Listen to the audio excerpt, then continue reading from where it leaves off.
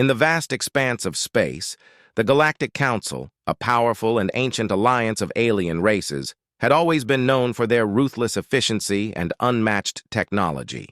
One day, they set their sights on Earth, a small blue planet they had long considered insignificant. But their leaders had grown tired of humanity's constant expansion and defiance.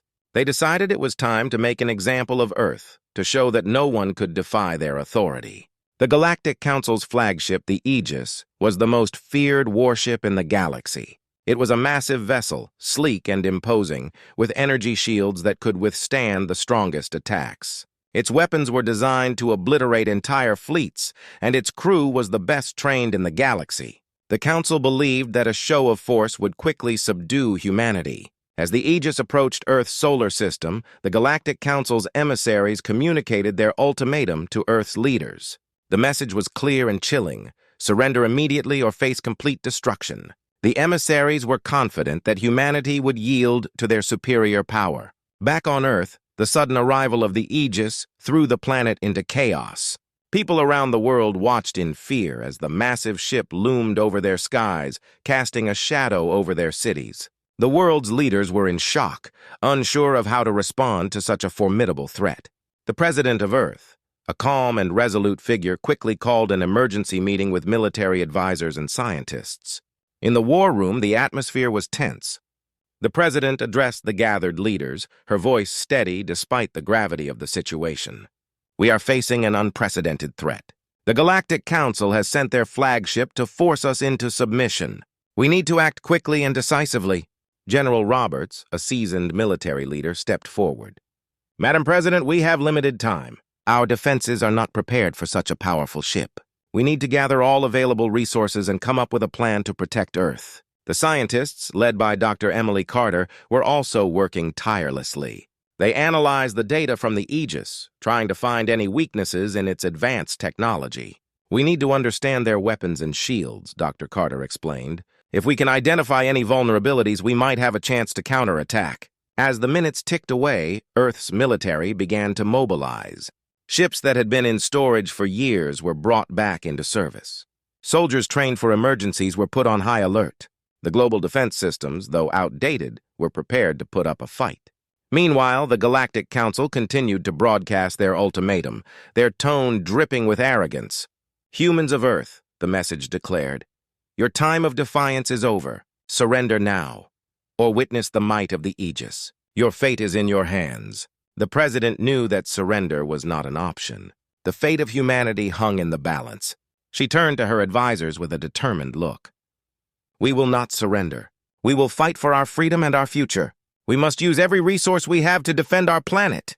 The scene was set for a monumental clash. The Aegis was poised to make its move, and Earth's forces were scrambling to prepare for the fight of their lives. As the Galactic Council's warship drew closer, the tension mounted. The people of Earth waited with bated breath, hoping for a miracle that would turn the tide in their favor. In the cold vastness of space, the stage was set for an epic battle. The Galactic Council, confident in their victory, were about to learn a hard lesson about humanity's resilience and determination. The fate of Earth was about to be decided, and the first chapter of this incredible story was just beginning. As the Aegis drifted closer to Earth, its menacing presence became more apparent. The massive warship hovered above the planet, its dark silhouette blotting out the sun in the sky. The Galactic Council's emissaries had made their intentions clear. They expected Earth to surrender or face total destruction. But humanity was not ready to give up without a fight. Deep beneath the surface of Earth, in a hidden underground facility, a long-forgotten fleet was awakening. For decades, the facility had been dormant, its location and purpose known only to a select few. The fleet was an ancient armada, a relic from a time when Earth had faced threats from beyond the stars. Now, it was time for this hidden force to come to the planet's aid. Commander Jack Sullivan, a grizzled veteran with a history of leading Earth's forces, was roused from retirement to oversee the fleet's reactivation. As he entered the command center, he was greeted by a team of skilled officers and engineers. Their faces were tense, but their eyes were filled with determination. Commander Sullivan, we're ready to bring the fleet online, one of the engineers reported. We've had to make some updates to the systems, but the ships are operational. Sullivan nodded, taking in the sight of the massive warships lined up before him. Each ship was equipped with powerful weapons and defenses designed to match the advanced technology of the Galactic Council. Good. We don't have much time. We need to get these ships out there and show the Aegis that Earth won't be easily conquered. Meanwhile, on the surface, the global response was a mix of fear and defiance. News channels around the world broadcasted images of the Aegis and the escalating tension. People gathered in groups, trying to make sense of the situation and support their leaders. Despite the fear, there was a growing sense of unity and resolve. Back in the war room, President Laura Mitchell and her top advisors were monitoring the situation closely. "We've received word that the hidden fleet is being activated," President Mitchell said, her voice filled with cautious optimism. "This could be our chance to turn the tide." General Roberts looked at the screen showing the hidden fleet's progress. "It's a long shot, but it's our best option. If Commander Sullivan and his fleet can hold off the Aegis, we might have a chance to regroup and plan a counterattack." As the hidden fleet moved into position, Earth's surface defenses prepared for the imminent battle. Ground-based missile systems were readied, and fighter jets took to the skies to provide additional support. The people of Earth, while still anxious, began to feel a sense of hope. They were no longer passive observers. They were part of a united effort to defend their planet. The Aegis, still orbiting Earth, began to notice the unusual activity. Its sensors picked up the movement of the hidden fleet, and the ship's commanders grew concerned. "Commander," an officer reported, "we're detecting multiple ships emerging from an underground facility. They appear to be ancient warships, but they are fully operational." The Galactic Council's leaders, watching from afar, were perplexed. "What is this?" one of them demanded. "Where did these ships come from?" The humans should have been cowering in fear, not preparing for battle. As the hidden fleet prepared to engage, Commander Sullivan gave the order. "All ships prepare for combat. We're going to show them that Earth isn't as easy to conquer as they think." The ancient warships, though old, were equipped with advanced technology that had been maintained and upgraded over the years. They moved into formation, their weapons systems coming online and energy shields activating. The fleet was ready for its first major battle in decades. As the Aegis began to deploy its forces, expecting an easy victory, it was met with a surprising and fierce resistance. Earth's hidden fleet, fighting with skill and bravery, managed to inflict significant damage on the Galactic Council's warship. The battle had begun, and humanity's defiance was clear. For the first time since the crisis began, the Galactic Council's emissaries were faced with the realization that their conquest of Earth would not be as simple as they had anticipated. The fight for Earth was just beginning, and humanity's spirit of defiance was proving stronger than anyone had imagined. The battle above Earth had begun in earnest. The Aegis, once an imposing symbol of the Galactic Council's power, now faced a fierce and unexpected adversary. Earth's hidden fleet, though ancient, was proving to be a formidable opponent. As the first exchange of fire lit up the cosmos, it became clear that this would be no easy victory for the aliens. The Aegis's massive guns roared to life, sending a barrage of energy blasts towards the incoming Earth fleet. The bright streaks of energy cut through space, targeting the ancient warships. But the Earth fleet was ready. The ships moved with surprising agility, their energy shields flaring as they absorbed the incoming fire. The space around them was filled with flashing lights and the deafening sound of laser fire. Commander Jack Sullivan, now back in action and commanding the flagship of the hidden fleet, watched the chaos unfold from his bridge. His face was set in a determined frown as he issued orders. "All ships, focus your fire on the Aegis's outer defenses. We need to break through their shields before we can inflict serious damage." His crew responded swiftly, adjusting their targeting systems and coordinating their attacks. The Earth warships fired in precise volleys, their weapons systems delivering powerful bursts of energy aimed at the Aegis. Each hit caused the massive warship to shudder, its shields flickering under the relentless assault. The Galactic Council's officers aboard the Aegis were stunned. "Commander, the Earth fleet is attacking with more power than we anticipated," one officer reported. "Their weapons are causing significant damage to our outer shields." The Aegis's commander, a stern alien named Vekar, clenched his fists. "Increase shield power and return fire. We cannot let these primitive ships undermine our authority." The Aegis's guns swiveled, unleashing a new wave of destructive energy. Despite their best efforts, the Earth fleet began to suffer damage. Ships were hit, their hulls breached, and crews scrambled to repair critical systems. The battle was intense, with both sides sustaining heavy losses. On the surface, Earth's ground-based defense systems added their firepower to the fray. Missiles streaked into space, targeting the Aegis's exposed areas. The ground forces provided crucial support, helping to distract and weaken the alien warship. The Earth's fighter jets zoomed around the battle, launching precision strikes and harassing the Aegis's escorts. In the midst of the chaos, Commander Sullivan remained a calm and steady presence. He continued to direct his fleet with skill and precision. "Hold the line, everyone. We're making progress. Focus on their weapon systems. If we can take those out, we can turn the tide." His strategy began to pay off.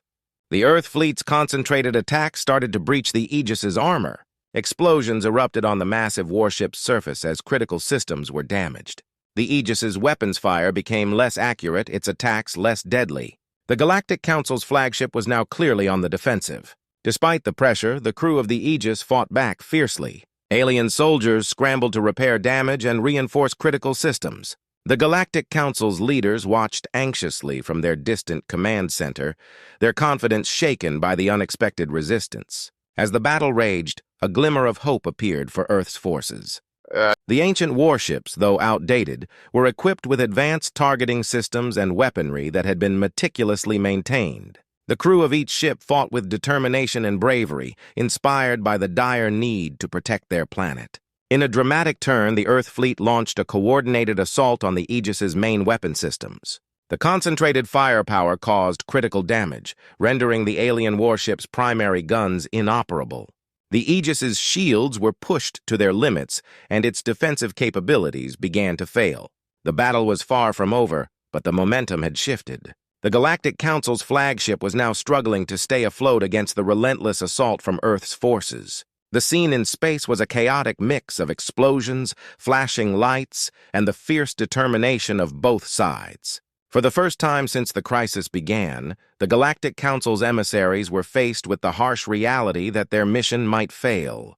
The Earth fleet's bravery and resourcefulness were turning the tide of the battle, and the outcome of this epic confrontation was hanging in the balance. As the battle continued to rage in the cold expanse of space, the tide began to turn in favor of Earth. The Aegis, the once feared flagship of the Galactic Council, was now reeling from the relentless assault by Earth's hidden fleet. Damage was spreading through the massive warship, and its crew was working desperately to keep the ship operational. Commander Jack Sullivan, aboard his flagship, watched the battlefield with keen eyes.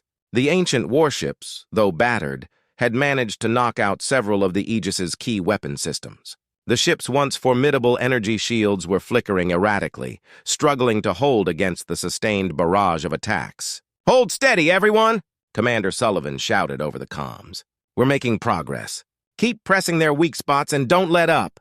The crew of the Earth fleet, motivated by the sight of their enemy's failing defenses, continued their assault with renewed vigor. Each ship focused its fire on the Aegis's most vulnerable areas, targeting damaged sections and critical systems. The Galactic Council's flagship was becoming increasingly battered, its hull scarred by explosions and its internal systems overloaded with damage. On the Aegis, the situation was becoming dire.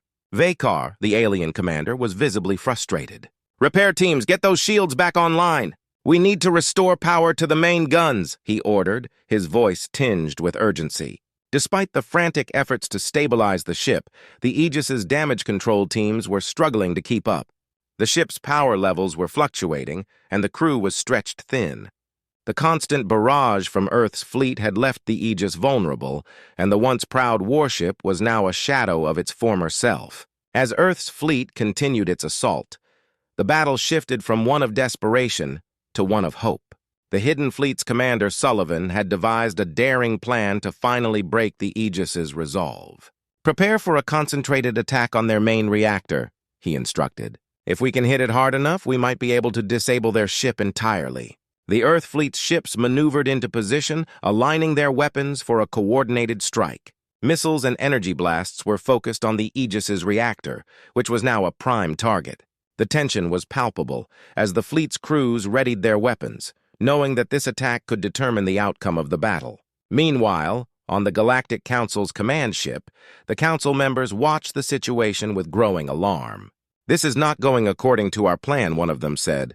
"The Aegis is losing power and effectiveness. We must consider retreating before it's too late." Back on the battlefield, the Earth fleet launched its concentrated assault on the Aegis's reactor. The weapons fired in a synchronized burst, their energy beams cutting through the remaining defenses. The impact was immediate and devastating. The reactor, already weakened by previous damage, began to overload. Explosions erupted from within the Aegis, sending shockwaves through the ship. The Aegis's crew struggled to control the damage, but it was clear that the situation was critical. The flagship's power levels plummeted, and its systems began to fail. Vekar, seeing the severity of the damage, made a grim decision. "Prepare for emergency evacuation," he ordered. "We're abandoning ship." As the Aegis's remaining crew scrambled to escape, the Earth fleet continued its relentless pursuit. The flagship, now a smoldering wreck, drifted helplessly in space. The once feared warship was no longer a threat, and Earth's forces pressed their advantage. The Galactic Council's emissaries, having witnessed the destruction of their flagship, made the decision to withdraw. "This battle is lost," one of them said. "We must retreat and regroup. The humans have proven to be a far more formidable enemy than we anticipated."